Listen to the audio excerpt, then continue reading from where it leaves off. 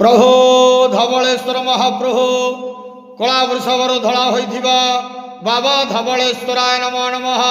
दीपं यदि परम ब्रह्म दीपं यदि जनार्दनः दीपाहरत मे पाप पूजा दीप नमस्तुते। बाबा धवलेश्वर महाप्रभु संसार सुखी रखंतु।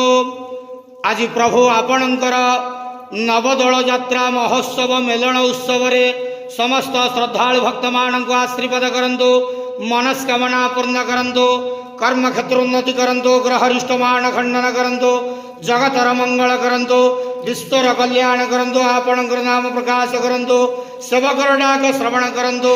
महाप्रभु धवलेश्वराय नमो नमः। संसार सुखी रखंतु आनंद के बार हरि बोलो। प्रभु धवलेश्वर महाप्रभु आपणकर नवदोल यात्रा मेलन उत्सव रे समस्त श्रद्धालु भक्त मान आशीर्वाद करंतु आनंद के बार हरि बोलो।